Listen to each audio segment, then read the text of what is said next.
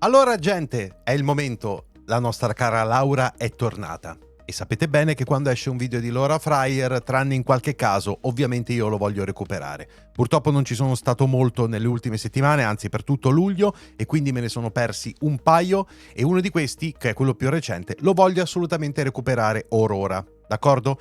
Allora, io non so bene il tema quale sia, ma si chiama The Danger of Success ed è... c'è la copertina di un personaggio di Clair Obscur, Expedition 33. Quindi immagino che il tema sia l'effetto perverso che il successo può avere su uno studio o sui giocatori o su qualcosa del genere, ma non lo so bene. Andiamo sulla fiducia con Laura Fryer perché secondo me è una delle migliori voci del mondo videoludico in questo momento. D'accordo? Quindi cuffie, via l'audio ed eccoci qua. Pronti? Lo vediamo. Ovviamente ci sono i sottotitoli in automatico, ragazzi, è quello che ci possiamo permettere. Questo passa il convento.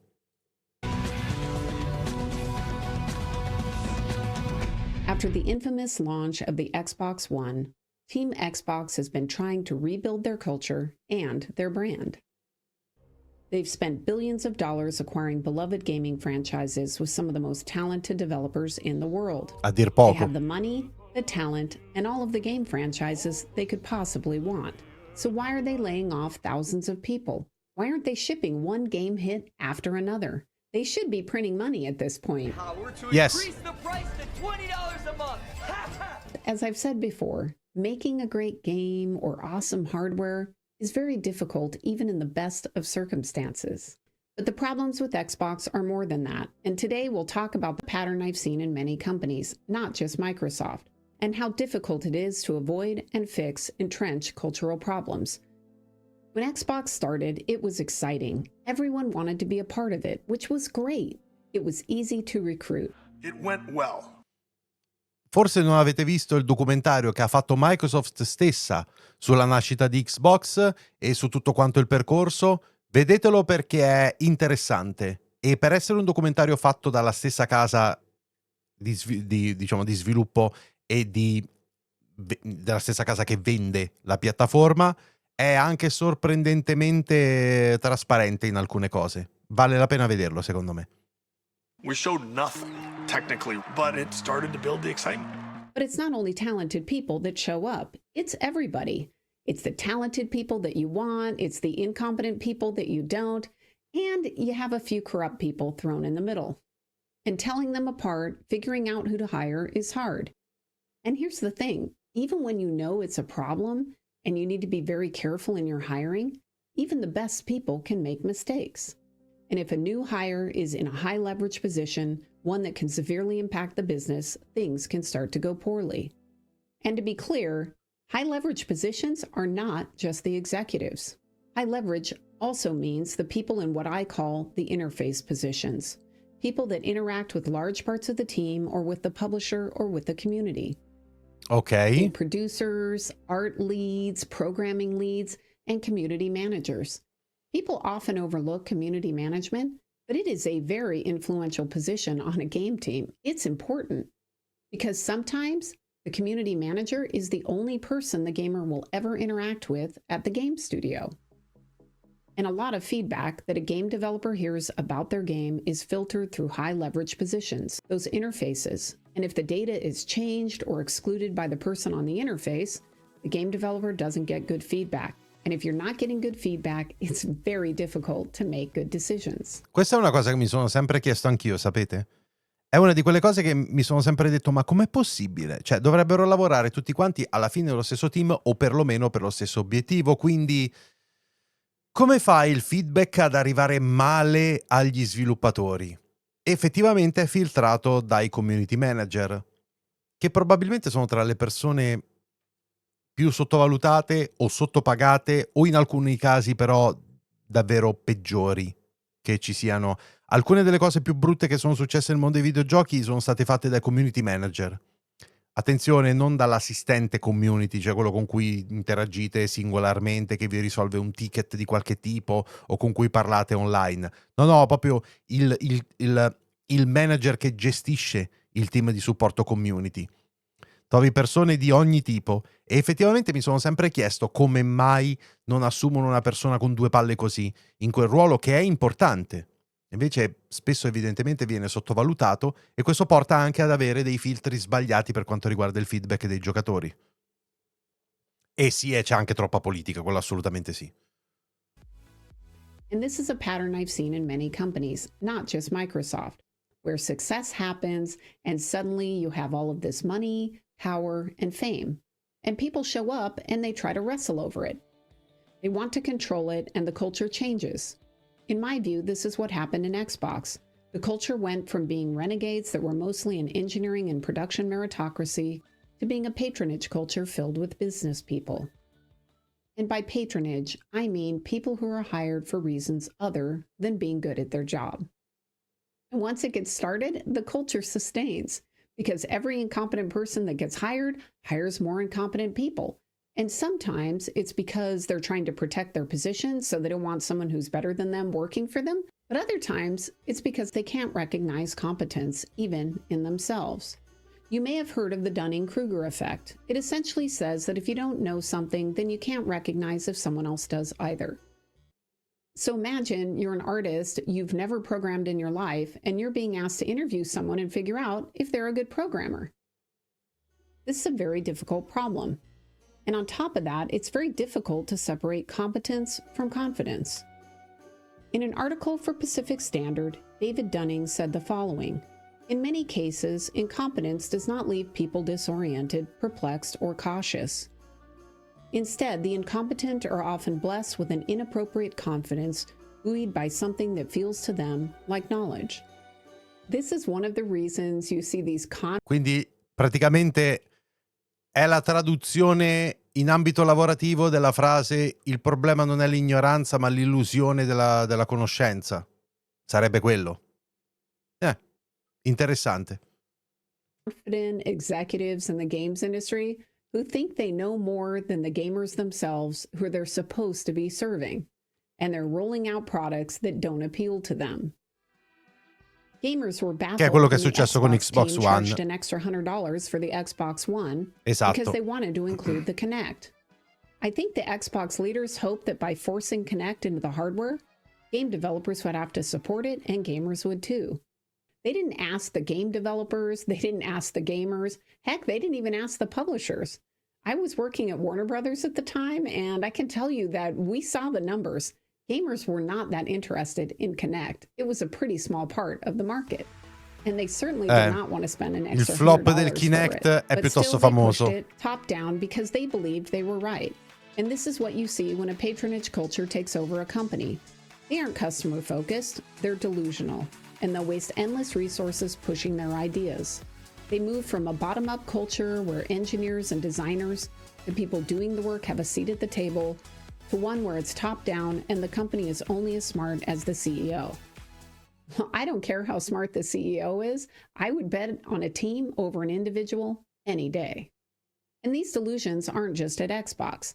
Take a moment and watch the pivoting of Silicon Valley. In 2021, everyone's building a metaverse. Facebook even changed their name to Meta. And then a short time later, it's all about AI.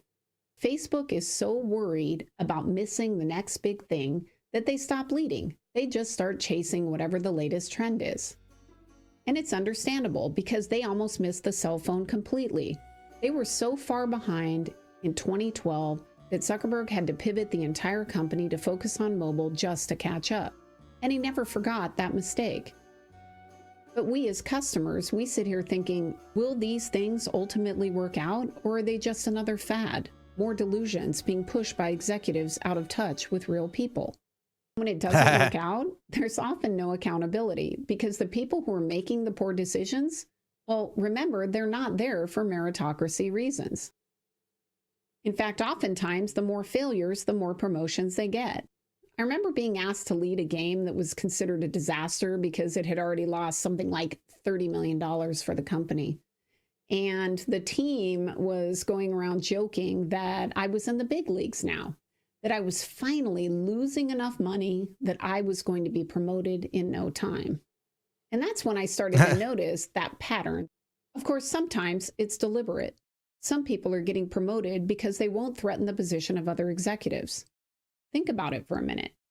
Satya, the CEO of Microsoft, made around $80 million in total compensation in 2024.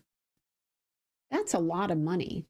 I think it's hard for most people to even comprehend how much money that is. And then you think about it, Satya's the leader, the CEO of one of the most powerful companies in the world. He's got money, fame, and power. What would you do to keep that? Would you want to bring in an aggressive new employee who's going to challenge your position? Or would you want to play it safe? Think about all the times you've seen people do crazy things for money. A lot less money than what we're talking about here. Oh, Tell me Cristo. something you sell today if you offered $1 million for it. Well, I wouldn't do it, but some people may sell their soul for $1 million.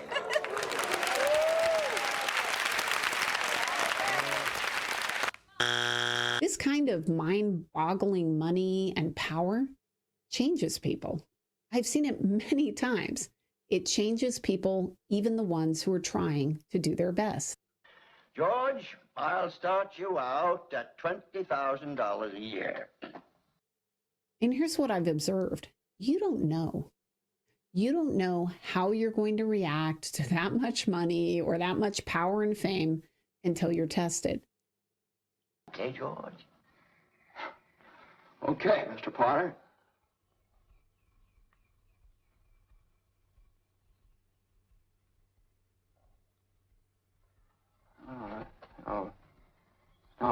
No, wait a minute here.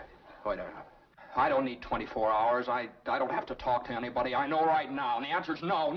Doggone it. Money warps things, and it's a dangerous time when you're a successful studio. I worry about Sandfall. They've had incredible success, and they're likely going to encounter some corrupt people. And I hope Sandfall will be able to sort out their good offers from the bad. So even good people doing their best can falter in these circumstances. Even worse, though, is that some of the people are just plain unethical. People that are using the company and the team to increase their own value and not that of the people they're supposed to be serving. This is why I describe the culture of original Xbox as being mostly meritocracy, because some of the people who came over from Microsoft, they were empire builders, and all they wanted to do was take all of that power and fame and enrich themselves. They're not interested in making Xbox successful as much as they're interested in keeping their position. They care about things like media coverage. They want to be seen as a visionary more than they want to build something useful. And in the case of these internal Microsoft people, it wasn't about the money. It was about the fame. They wanted that media coverage, and they fought over it like dogs fight over a bone. I remember being in a green room for the Xbox right before one of our E3 media briefings. A green room is where people that are about to go on stage gather ahead of time to get ready. So being in the room is pretty cool. It's full of all the Xbox presenters, all the game developers that are going on stage. And if there's someone famous, like an actor or actress, you get to meet those people. So I was pretty excited to be in the green room, even though I wasn't going to be going on stage. So I'm there, and one of the executives is complaining to a PR person about his interviews that week. He was upset because two of the publications that he really wanted to do interviews for had requested other executives. They explained this to him, but he didn't care. He was still mad because he wanted those interviews. It was about him, not what was best for Xbox. Fast forward several years later, and I saw it again. I saw it when I was asked to lead the augmented reality product team at Oculus. We had interviewed several people and had failed to hire, so I was asked to do the job and to talk to the team about it. So I'm talking to one of the researchers, and he has only one concern, and that is what will happen if we successfully launch the product. He wants to know whether or not I will be the one on stage taking credit for it instead of letting him do that. I laughed and said he didn't need to worry about that because there was zero chance that would happen. If we succeeded, Mark Zuckerberg would be the guy presenting. Mark would never miss being the face of the product he's spending billions of dollars on. So even in the early days of Xbox, we had people joining the team that weren't great hires. And gradually, the builders, the people that knew how to make things, weren't part of the decisions. As an example, look at what happened with Bungie when they were working on Halo 2. Bungie was having problems and they were behind. They needed an extra year. Well, the Xbox team didn't like that, which is totally understandable as it impacted their plans. So given the importance of Halo to the Xbox team, Robbie asked Ed Fries to come and present to the rest of the leadership why it was that Bungie needed more time. I think it was totally reasonable to have that meeting. It was forcing some accountability. That said, he then did something I thought was unreasonable. So we go in and we have the meeting, and Robbie basically goes around the room and takes a vote. And it went around the room and everybody voted to keep it on the original schedule. I walked out of the room and basically I just threatened to quit immediately.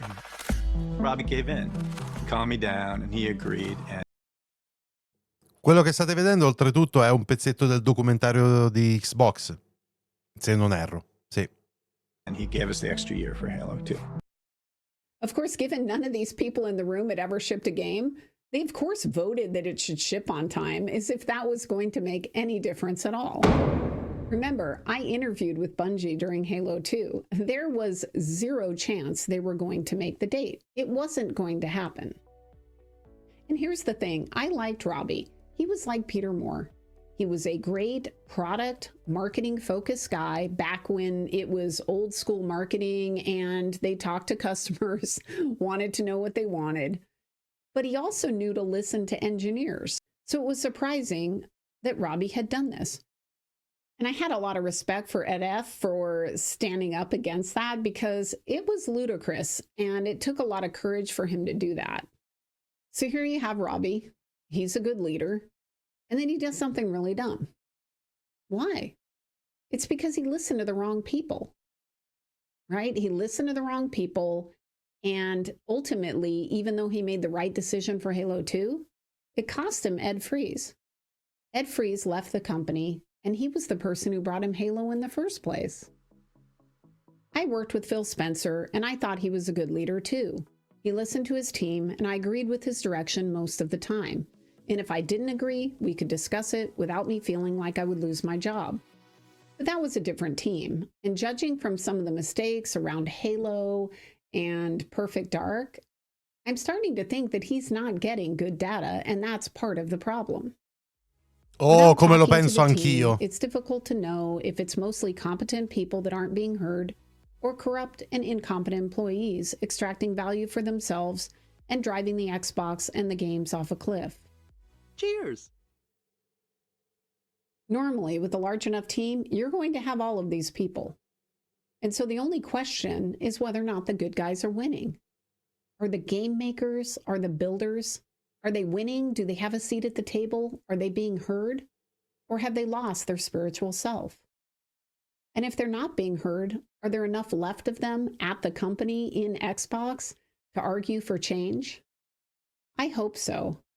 But given that the stock market and the investors are still very happy with Microsoft, I think it's going to be a while before we hear the end of this story. You know, it's amazing what you can afford once you get out of the hardware business. Molto bene, molto bene. Allora, questo è un bel video che è andato oltretutto in una direzione diversa rispetto a quella che mi aspettavo. Pensavo che parlasse di più di Sandfall, data la copertina. Invece ne ha parlato un pezzettino, ma più come uno scenario potenziale futuro. Quindi è un video diverso rispetto a quello che mi immaginavo.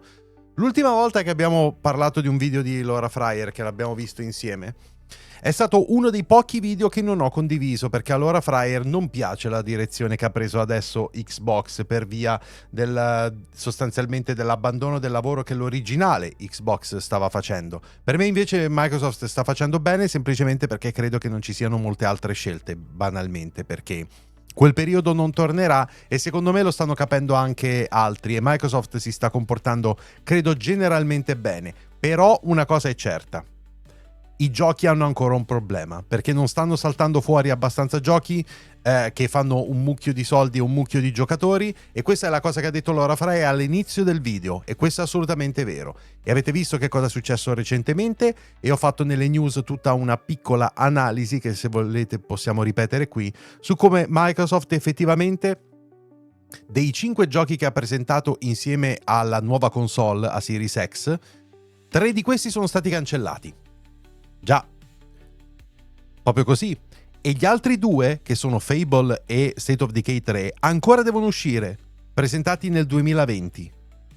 Il che vuol dire che c'è qualcosa che non sta funzionando un po' dentro gli studi di Microsoft, semplicemente perché l'approccio di lasciarli fare evidentemente funziona fino a un certo punto. E ora qui le cose sono due.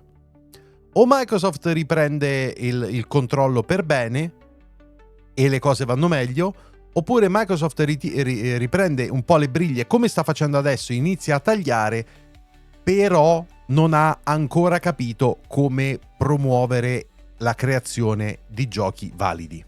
D'accordo? Non che siano tutti brutti, perché Microsoft negli ultimi anni ha tirato fuori, gli studi di Microsoft hanno tirato fuori dei giochi anche molto belli.